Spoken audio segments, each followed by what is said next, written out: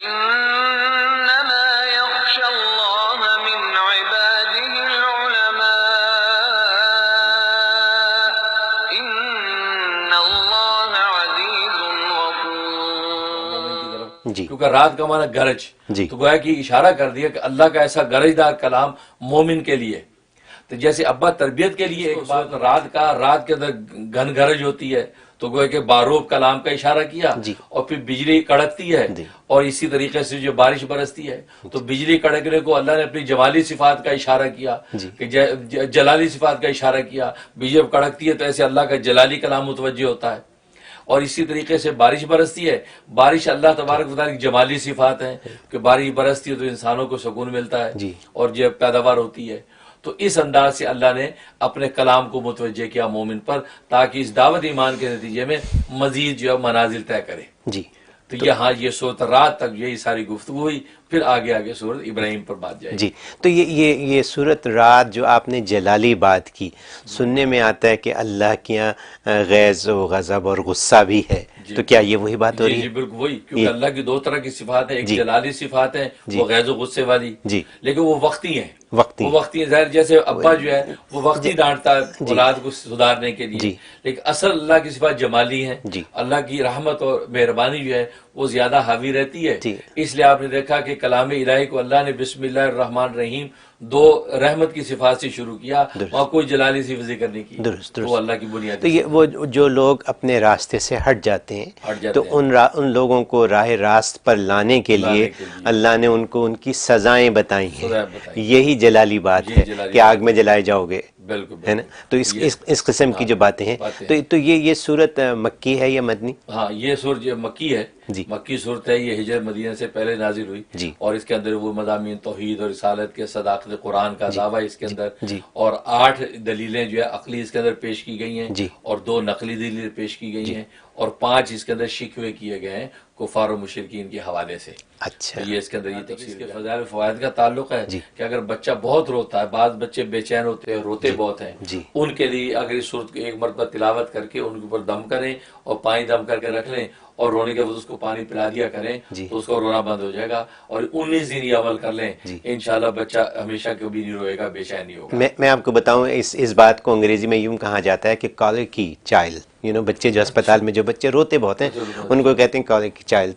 تو وہ ان بچوں کے لیے آپ نے بڑی اچھی ایک بات بتا دی کہ جب بچے دنیا میں آتے ہیں تو کچھ عجیب سی بات ہو جاتی ہے، اور سوائے رونے کے ان کو کچھ نہیں آتا، اور ماں باپ پریشان ہو جاتے ہیں کہ یہ کیا ہو گیا. تو آپ یہ فرما رہے ہیں کہ یہ سورت پڑھ کے اس کا دم کیا جائے اور پانی پلایا جائے تو بچہ جو ہے نا بلا وجہ نہیں روئے گا. ہاں کوئی تکلیف ہو واقعی کسی وجہ سے ہو، جیسے آپ نے کہا بچہ جب پیدا ہوتا ہے تو پیدا ہونے وقت جو روتا ہے تو حدیث میں آتا ہے شیطان کو چوکا لگاتا ہے تاکہ اس کے اپنا حصہ ڈالے. تو وہ تو رونا چاہیے، وہ تو یہاں ڈاکٹر بھی رلاتے ہیں ایک دفعہ.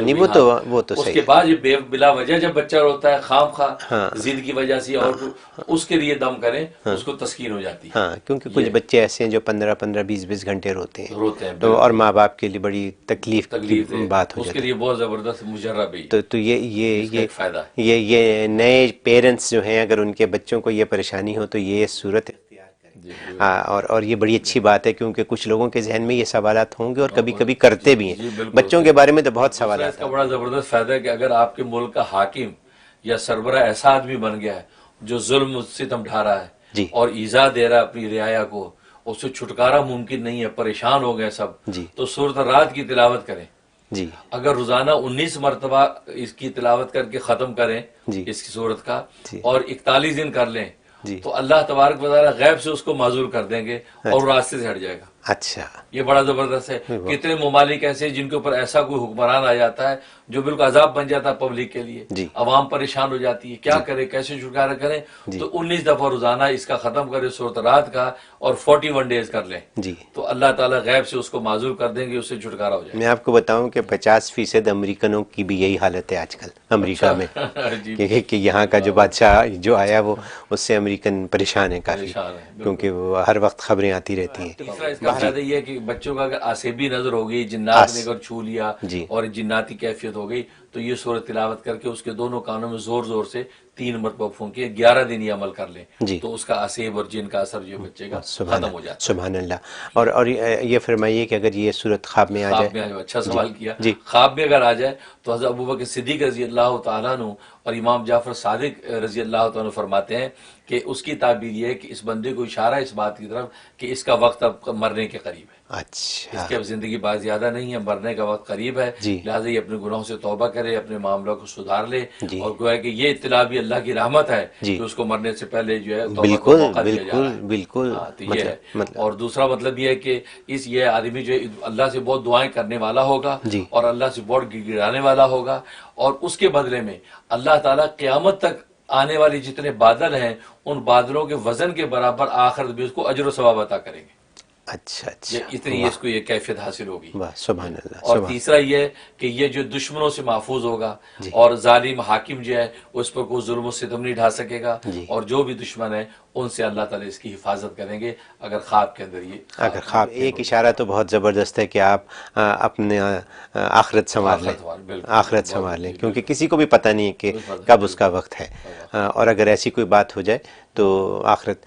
یہ فرمائیے کہ کیونکہ آخرت کی بات ہو رہی ہے, کیا ایسے موقعوں پہ کیا آخرت کسی نے اگر کچھ نہ کیا ہو ساری عمر اور ایسے موقعوں پہ اگر وہ کچھ کر لیں, یعنی کچھ عبادت کر لیں, کچھ اللہ سے دعا کر لیں, کچھ گڑ گڑا لیں, تو کیا بچت ہو سکتی ہے؟ بالکل بالکل. وہ تو آخری کلمہ, مرنے کے وقت کا آخری کلمہ بھی اگر صدق دل سے کلمہ پڑھ لیا, اس لیے حدیث میں آتا ہے من قال لا الہ الا اللہ داخل الجنہ, اور ایک حدیث میں آتا ہے من کان آخر کلام ہی لا الہ الا اللہ داخل الجنہ, جس کا آخری کلام مرتے وقت لا الہ الا اللہ ہوگا جنت میں داخل ہو جائے گا. واہ سبحان تو اللہ. یہ تو ایسی چیز ہے, جو نماز فوت نماز کی قضائیں شروع کرتا ہوں, جو روزے فوت اس کی قضائیں شروع کرتا ہوں, وہ پڑھنا شروع کر دے. جتنا پڑھ لیا, اگر بلاوا آ گیا تو اللہ اپنی رحمت سے بخش دیں گے کہ نیت تو کر لی تھی, لہذا اللہ بخش دیں گے. واہ واہ سبحان اللہ. سبحان اللہ. مفتی صاحب